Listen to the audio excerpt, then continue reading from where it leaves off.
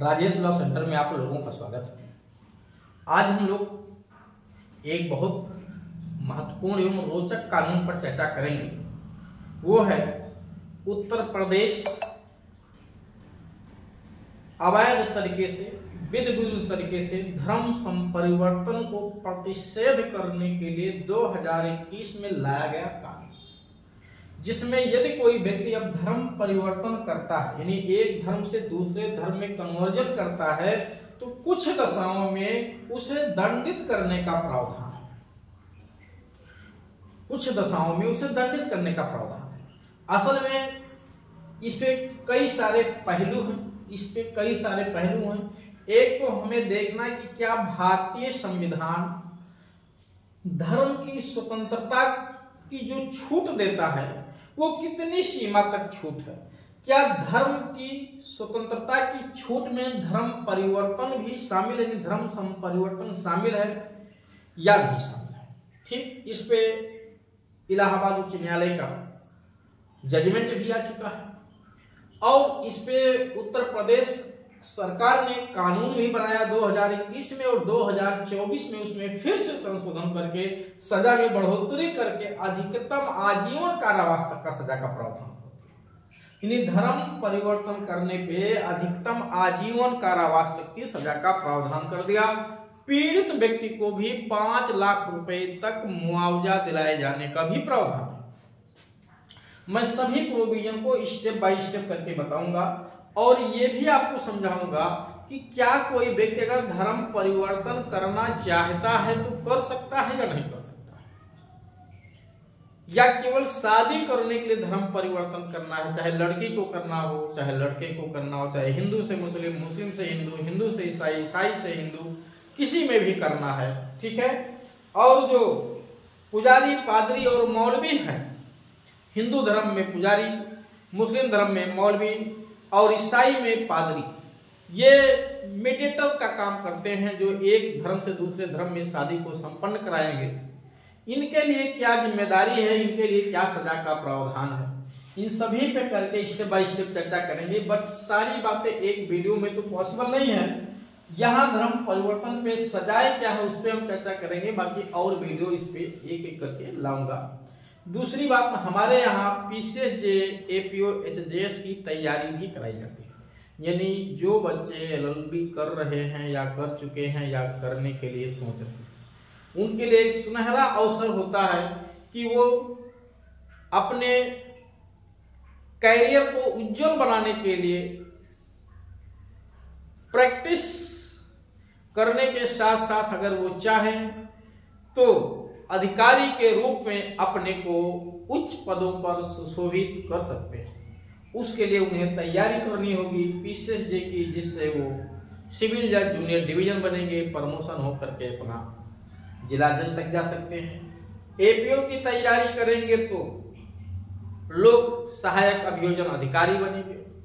एचजेएस की तैयारी करेंगे तो सीधे अपर जिला जज के रूप में जो है प्रथम पोस्टिंग प्राप्त करेंगे। तो धर्म परिवर्तन पे जो सजा का प्रावधान है इस पे हम लोग चर्चा करेंगे। हाँ, एक बात यहाँ मैं नहीं बताया आपको कि हमारे यहाँ जो क्लास की सुविधा है ये ऑनलाइन और ऑफलाइन दोनों तरह से उपलब्ध है। आप अपनी सुविधा अनुसार क्लास ज्वाइन कर सकते हैं इस दिए गए नंबर पे संपर्क करके। साथ ही साथ लीगल विषयों पे एडवाइस भी किया जाता है। आप अगर किसी भी कानूनी मुद्दे पे जानकारी लेना चाहते हैं तो उसका जो उचित फीस है वो जमा करके जानकारी ले सकते हैं। आइए धर्म परिवर्तन पे चलते हैं। ये एक बहुत बड़ी सामाजिक बुराई बन गई वर्तमान में। क्या हुआ बड़े पैमाने पे कि खास तौर से बहुत ज्यादा देखा गया कि जो हिंदू धर्म में, ठीक है, गरीब व्यक्ति है, गरीब, खास तौर से एससी और एसटी वर्ग, इन वर्गों को बड़े पैमाने पे, और भी वर्गों को किया गया, बट इन वर्गों को बड़े पैमाने पे गुमराह करके लालच देके, प्रलोभन दे करके, कपट करके इनका धर्म संपरिवर्तन कराया जाने लगा। ईसाइयों में, ईसाई में बहुत तेजी से धर्म संपरिवर्तन होने लगा। उसी को रोकने के लिए एक कानून लाया गया, लेकिन अब ये कानून हिंदू से मुस्लिम भी बनेंगे, मुस्लिम से हिंदू भी बनेंगे, ईसाई से मुस्लिम बनेंगे, ईसाई मुस्लिम से ईसाई बनेंगे, ठीक है, ईसाई से हिंदू बनेंगे, सभी पे लागू होता है। लेकिन जो समस्या वर्तमान में ज्यादा थी वो वही थी। अब साफ साफ लिख दिया गया कि अगर कोई व्यक्ति, ध्यान दीजिएगा, अगर कोई व्यक्ति धर्म संपरिवर्तन करता है तो इसके अपवाद भी हैं, कब कभी अपराध नहीं है, यदि पूर्णतया ये रोक नहीं है। ध्यान दीजिए, धर्म संपरिवर्तन करना पूर्णतया रोक नहीं है, कुछ सीमा तक रोक है, कुछ सीमा तक छूट है। छूट के अपने अलग कानून और शर्तें हैं, रोक वादे के अलग नियम कानून है। तो कब कब रोक है? अगर किसी लालच में, प्रलोभन में, धमकी से, उत्प्रेरणा से, कपट से, फ्रॉड से, असमय असर से एक व्यक्ति को दूसरे व्यक्ति को, लड़की या लड़के किसी को भी एक धर्म से दूसरे धर्म में अगर परिवर्तित कराया जाता है तो वो धर्म संपरिवर्तन भी शून्य है, उसका कोई प्रभाव नहीं पड़ेगा। और ऐसे कराने वाले व्यक्ति को जो उसमें इन्वॉल्व है उनके लिए सजा का प्रावधान किया गया। कितनी सजा का प्रावधान किया गया? जो सामान्य सजा है वो मिनिमम 3 साल, 2024 में सजा बढ़ा दी गई है, ध्यान दीजिएगा, मिनिमम 3 साल। ये उत्तर प्रदेश का कानून है, केवल उत्तर प्रदेश में लागू होता है। मिनिमम 3 साल, अधिकतम 10 साल तक का कारावास और 50,000 रुपया जुर्माना भी लगाया जा सकता है। अगर ऐसा धर्म संपरिवर्तन जो कराया गया है वो किसी महिला का कराया गया है या किसी अवयस्क व्यक्ति का कराया गया है जो 18 साल से कम उम्र का है, या कोई व्यक्ति जो मानसिक रूप से अक्षम या शारीरिक रूप से दुर्बल है, ऐसे लोगों का कराया गया है तो मिनिमम सजा 5 साल, अधिकतम 14 साल और 1 लाख रुपए तक का जुर्माना का प्रावधान कर दिया गया है।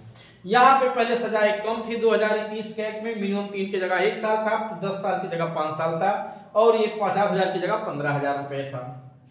यहाँ पे भी 1 साल, 2 साल मिनिमम सजा थी, यहाँ पे 10 साल सजा थी, यहाँ पे जो है ये 50,000 रुपया जुर्माना था।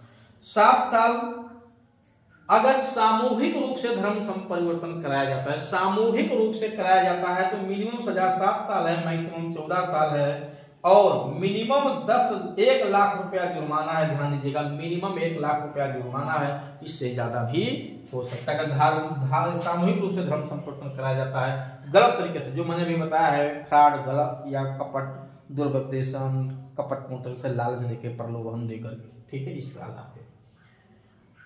अब अगर किसी महिला का धर्म संपरिवर्तन कराने के लिए तस्करी किया जा रहा है, खरीदा बेचा जा रहा, ध्यान दीजिएगा, या उसका जो है शारीरिक संबंध बनाया जा रहा है धर्म संपरिवर्तन कराने के लिए, तो ऐसी स्थिति में सजा बढ़ के मिनिमम 20 साल है, मैक्सिमम आजीवन कारावास।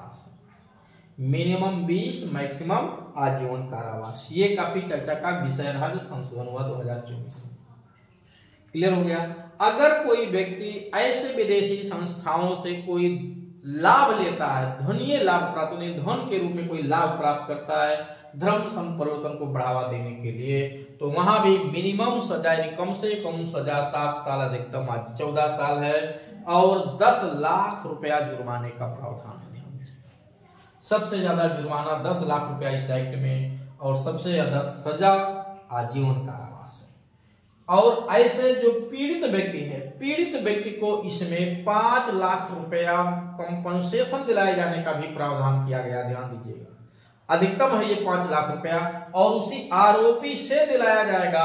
उस पे जुर्माना जो लगेगा वो तो लगेगा ही लगेगा, जो सजा बोली जाएगी वो तो होगा ही होगा, साथ ही साथ अधिकतम 5 लाख रुपए तक उस पे जुर्माने कंपनसेशन देने का भी आदेश अलग से किया जा सकता है। मुआवजा राशि है जो पीड़ित को दिलवा दिया जाएगा।